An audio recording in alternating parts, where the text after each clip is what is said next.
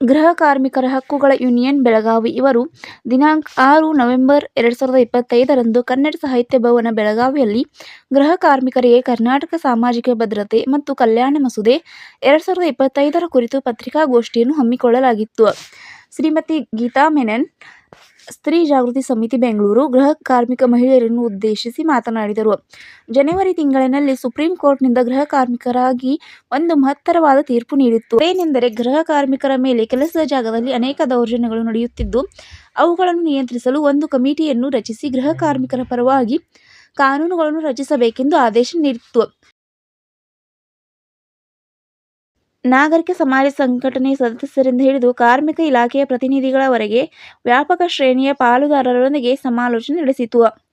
ರಾಷ್ಟ್ರೀಯ ಕಾನೂನು ಶಾಲೆಯಲ್ಲಿ ನಡೆಸಿದ ಸಮಾಲೋಚನೆಯು ಕರ್ನಾಟಕದಲ್ಲಿ ಗೃಹ ಕಾರ್ಮಿಕರಿಗೆ ವಲಯ ನಿರ್ದಿಷ್ಟ ಕಾನೂನು ಅಗತ್ಯತೆಯ ಮೇಲೆ ಕೇಂದ್ರೀಕರಿಸಿದೆ. ವೇತನ ಮತ್ತು ಸಾಮಾಜಿಕ ಭದ್ರತೆ, ಔದ್ಯೋಗಿಕ ಆರೋಗ್ಯ ಮತ್ತು ಸುರಕ್ಷತೆ ಮತ್ತು ನಿಯಂತ್ರಕ ಮತ್ತು ಜಾರಿ ಎಂಬ 3 ಪ್ರಮುಖ ವಿಷಯಗಳ ಕುರಿತು ಚರ್ಚೆಗಳನ್ನು ನಡೆಸಿ, ಅದರಲ್ಲಿ ಕಡ್ಡಾಯ ನೋಂದಣಿ, ಕನಿಷ್ಠ ವೇತನ, ವಾರದ ರಜೆ, ಅಪಘಾತ ಪರಿಹಾರ, ಶೋಷಣೆ ವಿರುದ್ಧ ರಕ್ಷಣೆ, ದೂರು ನಿವಾರಣಾ ಕೇಂದ್ರ, ದಂಡ, ಲಿಖಿತ ಅಗ್ರಿಮೆಂಟ್, ಕಾಂಟ್ರಿಬ್ಯೂಷನ್ ಹೀಗೆ ಅನೇಕ ಕಾನೂನುಗಳನ್ನು ಒಳಪಟ್ಟಿದೆ.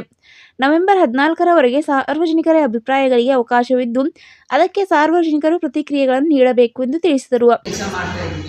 ಸೊ ಮುಖ್ಯವಾಗಿ ಈಗ ಈ ಮೀಟಿಂಗ್ನಲ್ಲಿ ಆಗಲಿ ತುಂಬ ಜಾನ್ವರಿ ತಿಂಗಳಿಂದ ನಿಮ್ಮೆಲ್ಲರಿಗೂ ಗೊತ್ತು, ಗೃಹ ಕಾರ್ಮಿಕರಾಗಿ ತುಂಬ ವರ್ಷದಿಂದ ಅದೃಶ್ಯವಾಗಿದೆ. 75 ವರ್ಷ ಆದರೂ ಅಸೆಂಬ್ಲಿನಲ್ಲಿ, ಪಾರ್ಲಿಮೆಂಟ್ನಲ್ಲಿ ಯಾವುದೂ ಗೃಹ ಕಾರ್ಮಿಕರ ಬಗ್ಗೆ ಯಾವುದು ಮಸೂದೆ ಬಂದಿಲ್ಲ, ಯಾವುದು ಕಾನೂನು ಬಂದಿಲ್ಲ. ಸೊ ಆ್ಯಕ್ಚುಲಿ ಸುಪ್ರೀಂ ಕೋರ್ಟ್ದು ಒಂದು ಜಡ್ಜ್ಮೆಂಟಿಂದ ಜಾನ್ವರಿಯಿಂದ ಅಲ್ಲಿ ಸುಪ್ರೀಂ ಕೋರ್ಟ್ ಜಡ್ಜ್ಮೆಂಟ್ ಆದೇಶ ಕೊಟ್ಟು ಗೃಹ ಕಾರ್ಮಿಕರು ತುಂಬ ವಂಚಿತರಾಗಿದೆ, ತುಂಬ ಅದೃಶ್ಯವಾಗಿದೆ, ಶೋಷಣೆ ತುಂಬ ಆಗ್ತಾ ಇದೆ ಅವ್ರ ಮೇಲೆ. ಸೊ ಅದಕ್ಕೆ ಒಂದು ಎಕ್ಸ್ಪರ್ಟ್ ಕಮಿಟಿ ರೆಡಿ ಮಾಡಬೇಕು ಎಲ್ಲ ಸರ್ಕಾರ, ಎಲ್ಲ ರಾಜ್ಯಗಳು. ಆ ಸರ್ಕಾರ ಕೂತ್ಕೊಂಡು ಲೆಜಿಸ್ಲೇಷನ್ ಕಾನೂನು ಬಗ್ಗೆ ಒಂದು ಮಾಡಬೇಕು ಅಂತ. ಅದು ಆಗಲಿಲ್ಲ, 6 ತಿಂಗಳಾಯಿತು, ಆಗಲಿಲ್ಲ. ಸದ್ಯಕ್ಕೆ ಕರ್ನಾಟಕ ಸರ್ಕಾರ ಜೊತೆಯಲ್ಲಿ ನಾವು ಯೂನಿಯನ್ ಮುಖಾಂತರ ಕೂಡ ತುಂಬ ಚರ್ಚೆಗಳು ಮಾಡಿ, ನ್ಯಾಷನಲ್ ಲಾ ಸ್ಕೂಲ್ ಯೂನಿವರ್ಸಿಟಿ ಕೂಡ ಚರ್ಚೆಗಳು ಮಾಡಿ ನಾವು ಒಂದು ಡ್ರಾಫ್ಟ್ ಪ್ರೆಸೆಂಟ್ ಮಾಡಿದ್ರು ಸರ್ಕಾರಕ್ಕೆ. ಕಾನೂನು ಹೇಗೆ ಇರಬೇಕು, ಎಂತೆಂಥ ವಿಷಯಗಳು ಬೇಕು ನಮಗೆ ಕಾನೂನಲ್ಲಿ. ನಿಮಗೆ ಗೊತ್ತು, ಪ್ರತಿಯೊಂದು ಕಾರ್ಮಿಕರಿಗೆ ಇದುವರೆಗೂ ಏನೇನು ಕಾನೂನು ಬಂದಿದೆ ಅದು ಅವ್ರಿಗೂ ಹೋರಾಟದಿಂದ. ಸೊ ನಮಗೆ ಫ್ಯಾಕ್ಟ್ರೀಸ್ ಆ್ಯಕ್ಟ್ ಅಲಾಗೂ ಆಗಲ್ಲ, ನಮಗೆ ಇಂಡಸ್ಟ್ರಿಯಲ್ ಡಿಸ್ಪ್ಯೂಟ್ ಆ್ಯಕ್ಟ್ ಅಲಾಗೂ ಆಗಲ್ಲ, ನಮಗೆ ಮೆಟರ್ನಿಟಿ ಬೆನಿಫಿಟ್ ಯಾವುದು ಸಂಘಟಿತ ಕಾರ್ಮಿಕರಿದೆ ಕಾನೂನು, ಅದು ಅಸಂಘಟಿತ ಕಾರ್ಮಿಕರಿಗೆ ಲಾಗೂ ಆಗಲ್ಲ.